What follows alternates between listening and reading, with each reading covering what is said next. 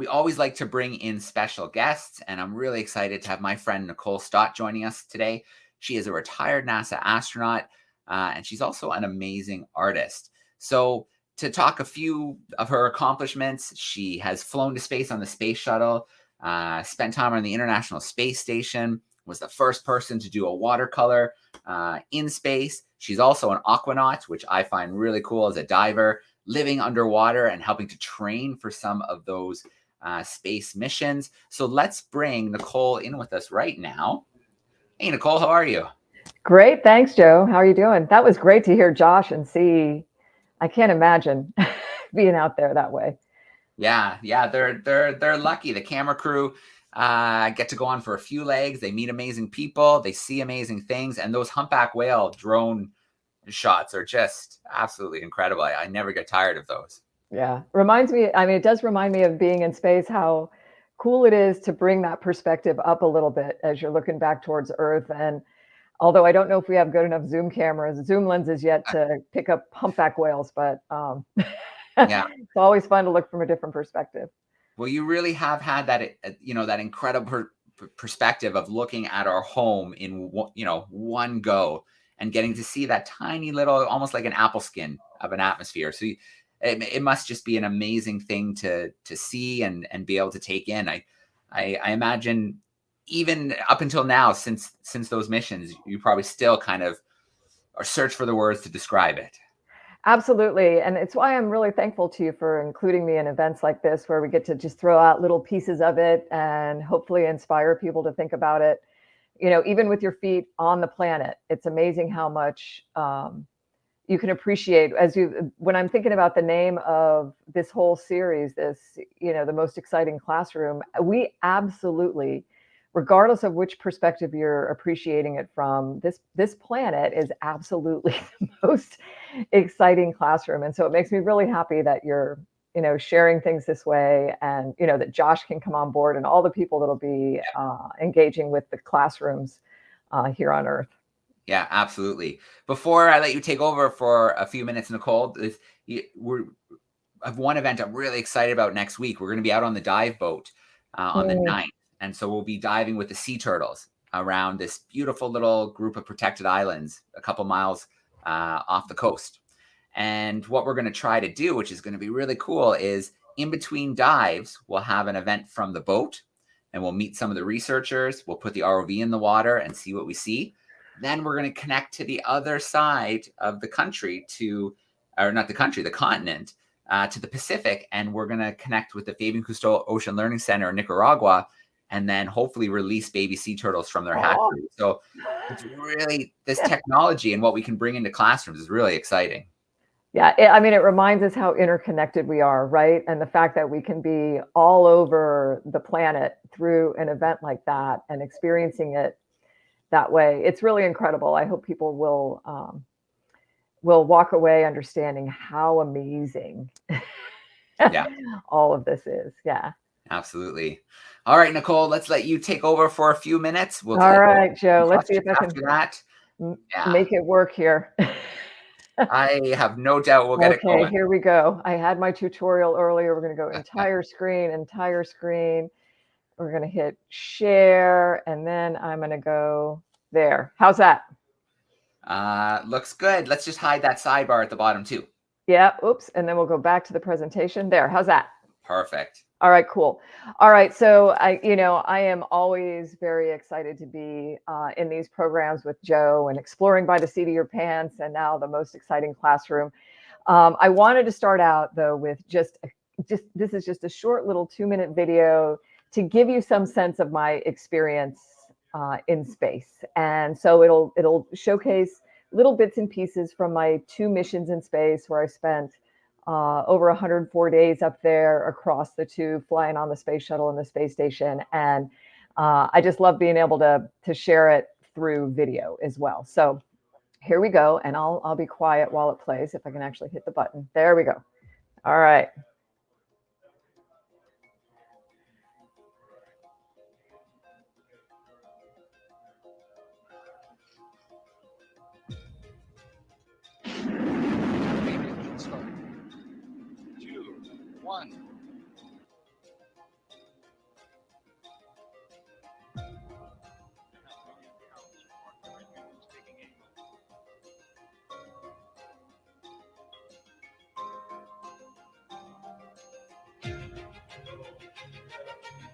And you clear, Nicole? Okay, coming out.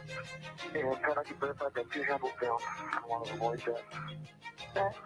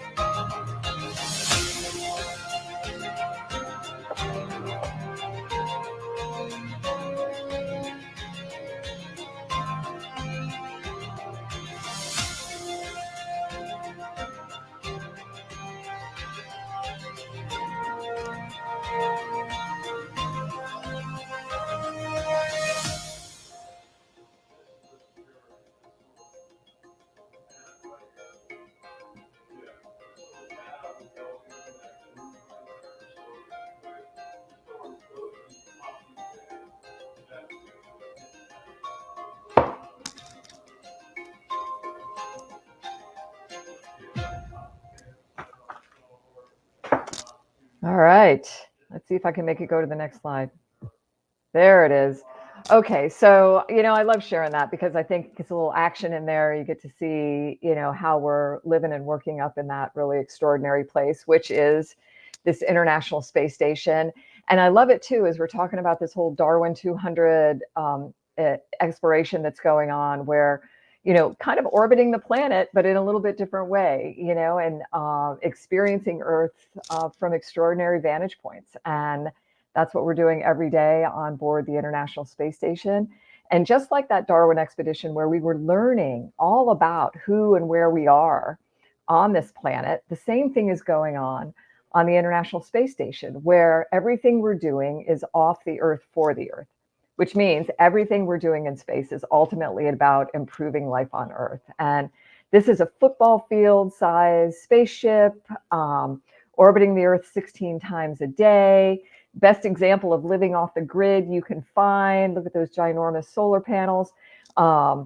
People from 15 different countries working peacefully and successfully together as one crew on this machine in space. And we build these machines, these spacecraft, so that we can mimic what Earth does for us naturally as best we can, as our life support system, which is what our spaceship really is. So every day we get up and first thing we have to do is check how much CO2 is in our atmosphere, how much clean drinking water we have, the integrity of our thin metal hull, and absolutely the health and well-being of all our crewmates.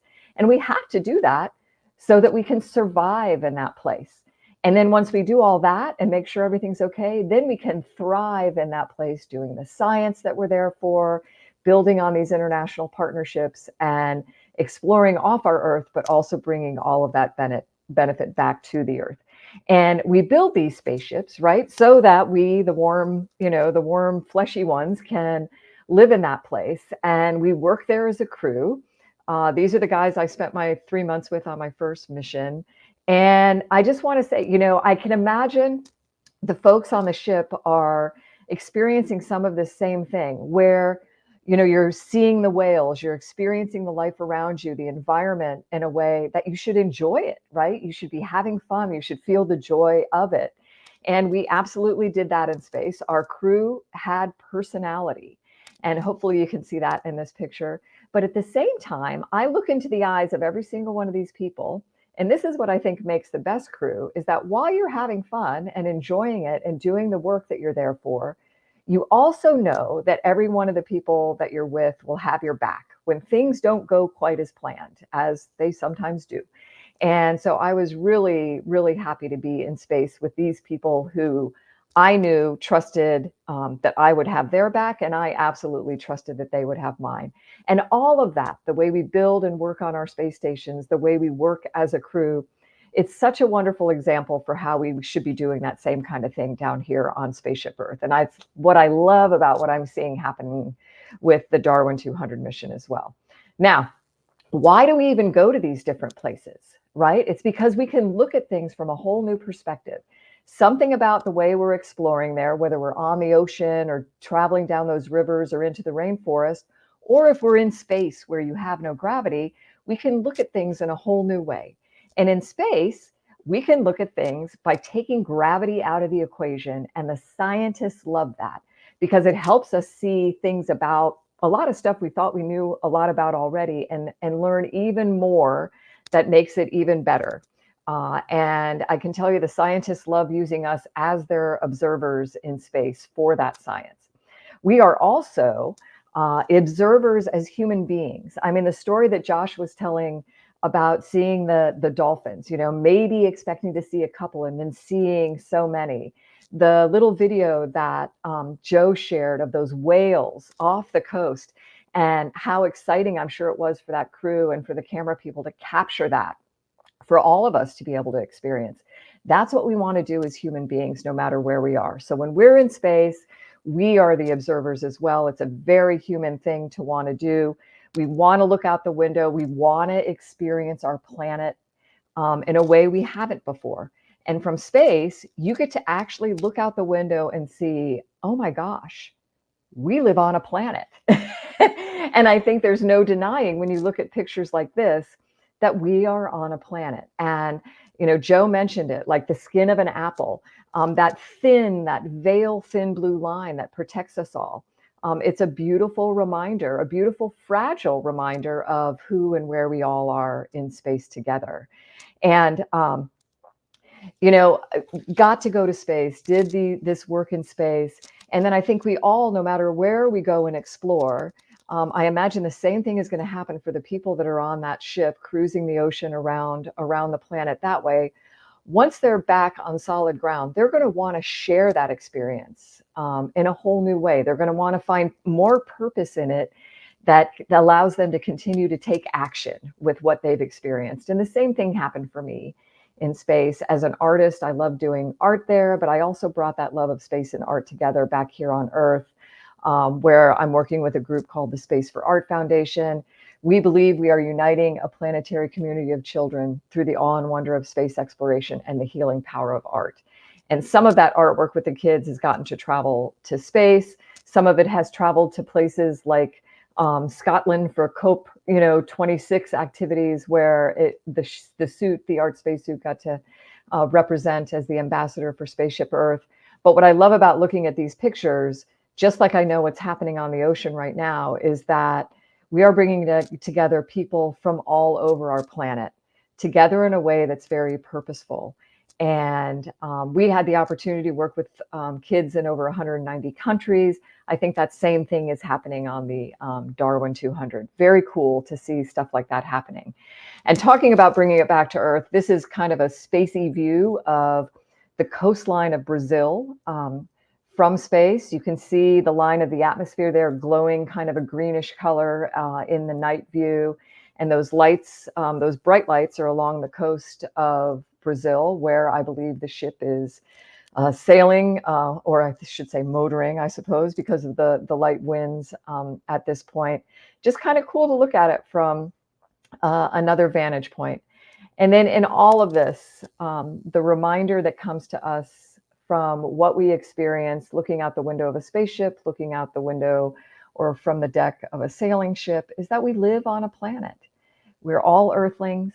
Only border that matters is that thin blue line of atmosphere, and that by behaving like crewmates and not passengers, we have the power to create a future for all life on Earth that's as beautiful as it looks from space.